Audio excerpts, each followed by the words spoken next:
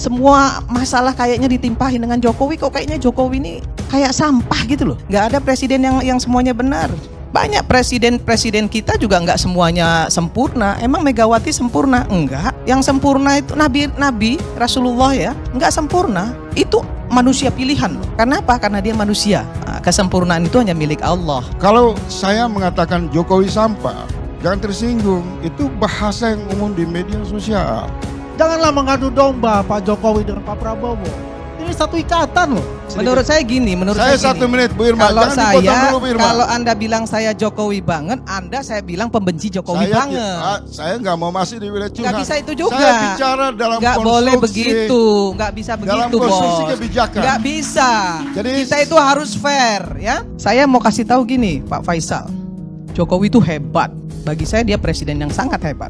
Adanya Prabowo saja presiden juga, dia tidak terlepas juga ada peran Pak Jokowi di dalamnya gitu. Anda hanya ingin mengadu domba antara Jokowi dan Pak Prabowo, itu masalahnya. Bu Irma dengar sebentar, Bu Irma. Nggak bisa, saya nggak mau dengar karena Anda mengadu domba. Saya mau bisa sama Cukup Pak Karni, nggak bisa. Ya udah, dua. Boleh, yang lain lagi yang bicara. Dua cukup yang lain lagi.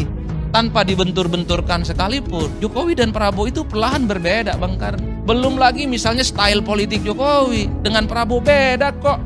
Prabowo sudah memberikan instruksi untuk memberikan evaluasi terkait dengan program strategis nasional. Itu kan koreksi pada pemerintahan-pemerintahan sebelumnya. Jalan tol yang baru dibuat, stop. Karena anggaran kita itu laya mutu walayah, ya nggak jelas. Evaluasi dulu. Karena ada program strategis yang sifatnya lebih konkret untuk kepentingan rakyat, yaitu makan program bergizi gratis. Tentu karena kita tidak bisa berharap kepada 580 anggota dewan kita untuk kritis kepada pemerintah. Maka udah Ferry, Bang Faisal, Bang Azhar, kemudian termasuk Adi Pray, ya tentu akan memberikan sikap-sikap kritis kepada pemerintah.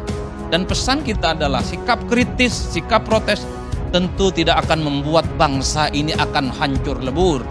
Yang membuat bangsa ini hancur lebur adalah ketika para DPR itu tidak kritis, kemudian partai-partai kemudian tidak punya sikap, dan yang paling penting adalah para koruptor dan para cukong-cukong itu merajalela menggarong kekayaan yang ada di negara kita. Saya kira di situ Bang Karni.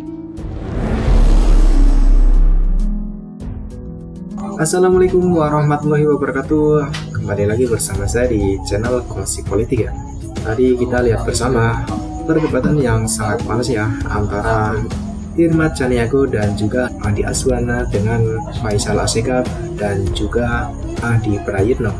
Nah, seperti biasa ya, para pemuja Jokowi menjunjung tinggi habis-habisan Pak Jokowi ini.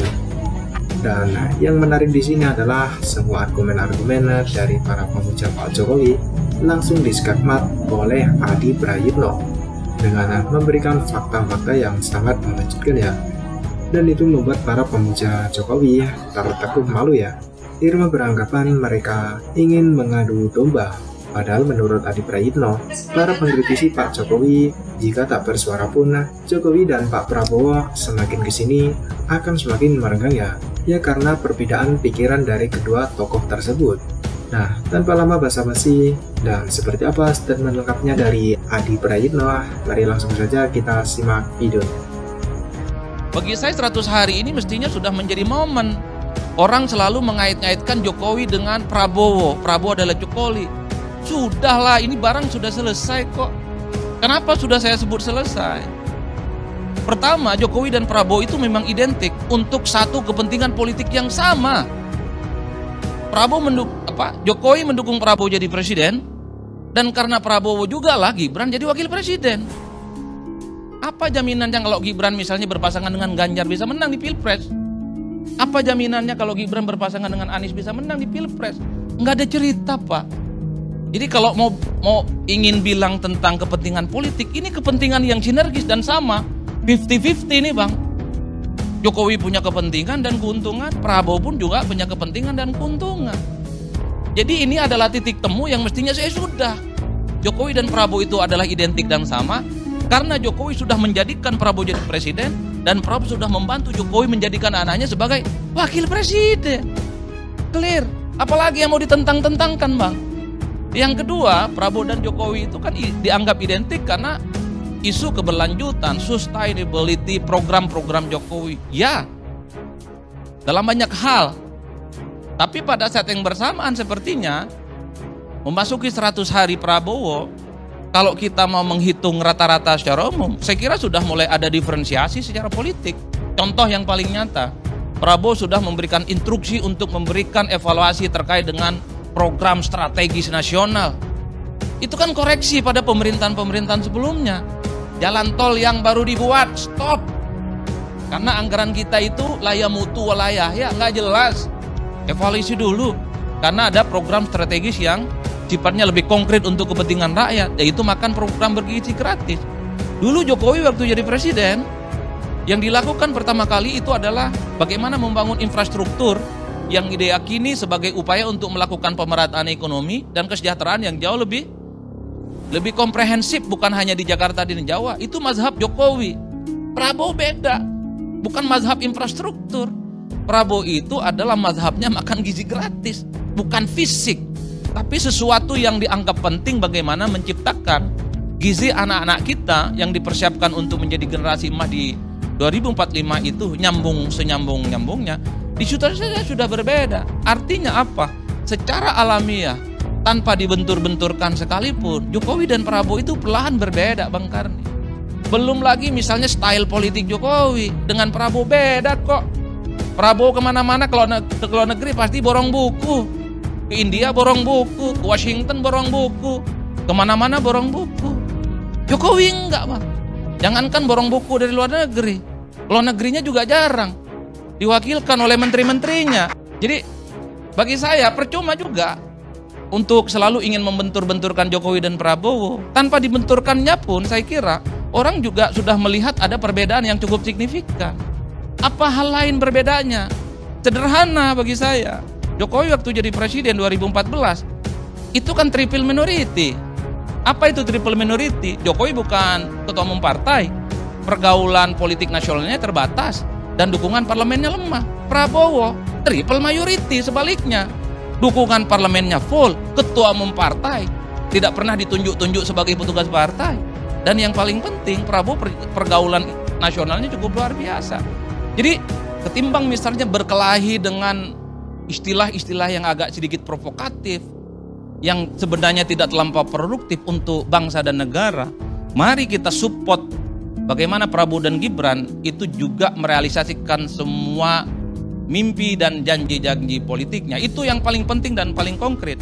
Dan yang paling penting juga adalah tentu karena kita tidak bisa berharap kepada 580 anggota dewan kita untuk kritis kepada pemerintah, maka udah Ferry, Bang Faisal, Bang Azhar, kemudian termasuk Adi Pray, ya tentu akan memberikan sikap-sikap kritis kepada pemerintah. Dan pesan kita adalah sikap kritis, sikap protes tentu tidak akan membuat bangsa ini akan hancur lebur. Yang membuat bangsa ini hancur lebur adalah ketika para DPR itu tidak kritis, kemudian partai-partai kemudian tidak punya sikap, dan yang paling penting adalah para koruptor dan para cukong-cukong itu merajalela menggarong kekayaan yang ada di negara kita. Saya kira di situ Bang Karni benar-benar harus kita laksanakan hingga di masa yang akan datang, bagaimana Prabowo dan Gibran ini mampu menyelesaikan tuntas dan bagaimana keinginan politik mereka. Khususnya karena kita sudah bicara banyak tentang Prabowo Subianto, terakhir terkait dengan Gibran Wakil Presiden. Tentu kita ingin tanya, apa kabar lapor Mas Wapres? Kan itu yang gelap gulita dalam 100 hari kepemimpinan ini. Dulu memang sangat heroik betul kita melihat anak muda umurnya belum 40 tahun menjadi wakil presiden, bikin pengaduan lapor Mas Wapres.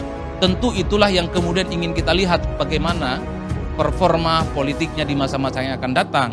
Betul Mas Gibran itu sering bagi-bagi susu, betul sering menindaklanjuti bagaimana program makan bergizi gratis. Tapi tentu saja seorang wakil presiden mestinya peran-perannya itu harus melampaui itu semua. Ya minimal misalnya sehari 2 hari ini akan kita lihat bagaimana investigasi terkait dengan laut gaib yang ada di Kabupaten Tangerang.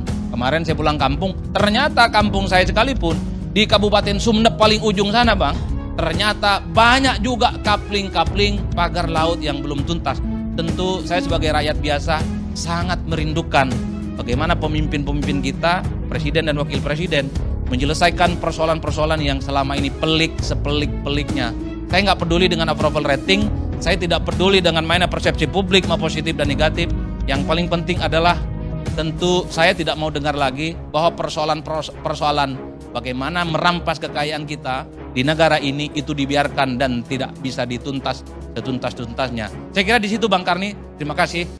Billahi taufik wal hidayah. Wallahul muwaffiq ila aqwamit thoriq. Wassalamualaikum warahmatullahi wabarakatuh.